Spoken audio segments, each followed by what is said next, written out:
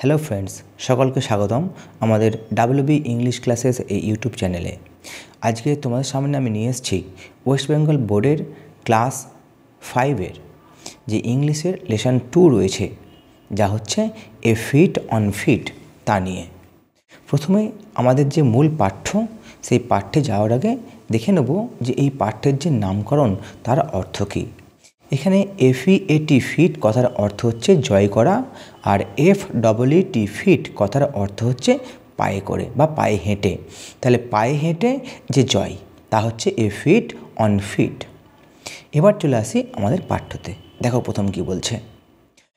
Edmund Hillary and Tenzing Norgay were part of the British expedition to Mount Everest in 1953।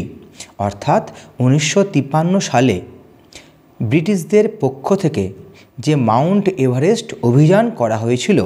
এখানে expedition কথার অর্থ হচ্ছে অভিযান।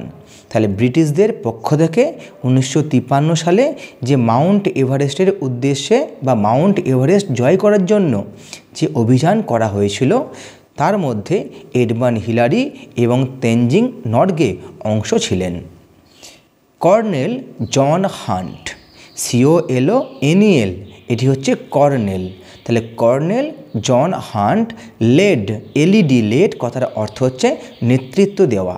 তাহলে এখানে দেওয়া আছে পাস্ট টেন্সে, তাই আমরা বলবো যে লেড কথার অর্থ নেতৃত্ব দিয়েছিলেন।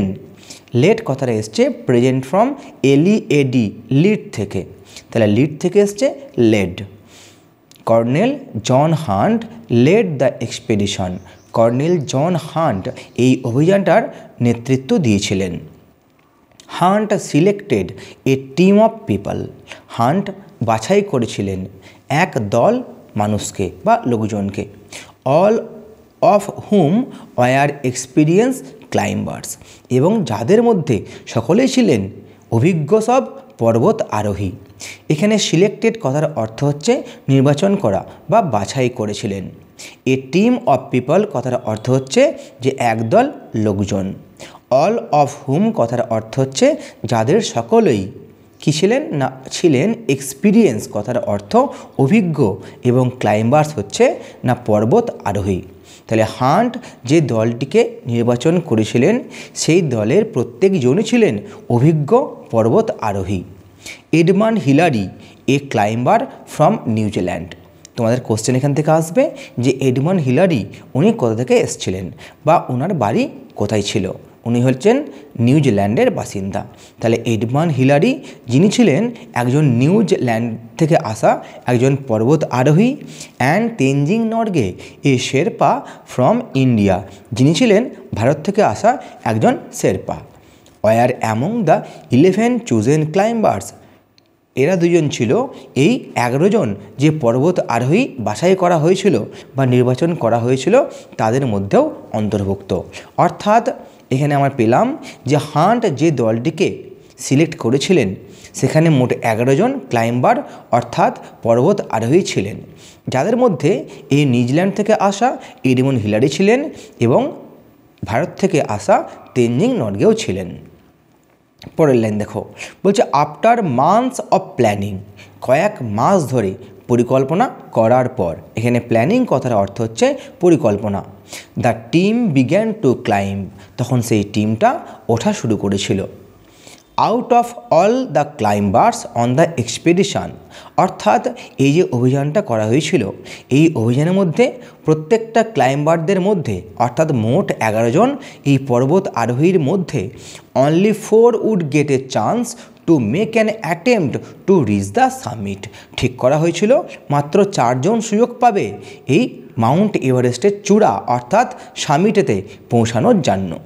তাহলে এখানে দুটো ওয়ার্ড পেলাম, তা হচ্ছে অ্যাটেম্পট মানে প্রচেষ্টা করা, আর সামিট কথার অর্থ হচ্ছে চূড়া। Hunt the team leader, hunt যিনি ছিলেন টিমের লিডার অর্থাৎ নেতা। সিলেক্টেড 2 টিমস অফ ক্লাইম্বার্স, তিনি এই পর্বত আরোহীদের নিয়ে মোট 2টি দল করেছিলেন। অর্থাৎ এই যে ঠিক করা হয়েছিল মাত্র 4 জন সুযোগ পাবে, এই 4 জনকে নিয়ে মোট 2টি টিম করা হলো।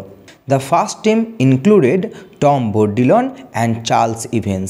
এই প্রথম টিমে ছিল টম বোর্ডিলন এবং Charles Evans, while Edmund Hillary and Tenzing Norgay made up the second team, যেখানে এডমান্ড হিলারি এবং তেনজিং নরগে দ্বিতীয় দলে ছিলেন। The first team left on May 26, 1953 to reach the summit of Mount Everest. এই মাউন্ট এভারেস্টের চূড়ায় যাওয়ার জন্য বা চূড়ায় জয় করার জন্য প্রথম যে দলটি অর্থাৎ সেই টম বোর্ডিলন এবং চার্লস ইভেন্সের দলটি কি হলো না, তারা ত্যাগ করলো ওদের ক্যাম্পকে। কবে সেটা না 26 May 1953-তে। The two men made it up to about 300 feet short of the summit. এই দুজন লোক চূড়া থেকে অর্থাৎ মাউন্ট এভারেস্টের সামিট থেকে মাত্র 300 মিটার নিচে পর্যন্ত গিয়েছিল, অর্থাৎ আর 300 মিটার গেলেই তারা কিন্তু চূড়া বা সামিট জয় করতে পারত, কিন্তু তারা 300 মিটার নিচে অবধি তারা পৌঁছেছিল। স্টিল তবুও তখনও পর্যন্ত the highest any human being had yet reached, অর্থাৎ সেটাই ছিল, অর্থাৎ এই যে 300 ফিট কম পর্যন্ত তারা গিয়েছিল, এই পর্যন্তই ছিল কি সবথেকে উচ্চতম অংশ যেখানে মানুষ পৌঁছেছিল।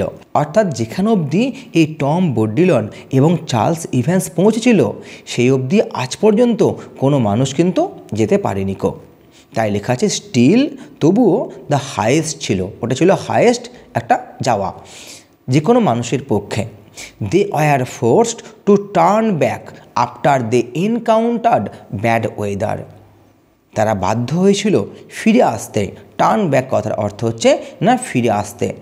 আফটার যখন কী হলো, যখন তারা এনকাউন্টার্ড অর্থাৎ মুখোমুখি হলো ব্যাড ওয়েদার খারাপ আবহাওয়ার, অর্থাৎ খারাপ আবহাওয়ার কারণে তারা কিন্তু ফিরে আসতে বাধ্য হয়েছিল।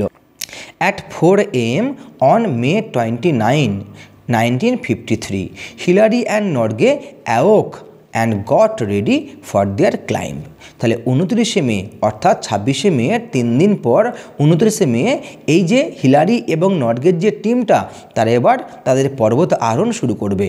তাই বলছে কি সেই দিনকে ভোর 4টের সময় হিলারি এবং নরগে তারা ঘুম থেকে জেগে উঠেছিল এবং তারা প্রস্তুত হয়ে গিয়েছিল তাদের পর্বত আরোহণ করার জন্য।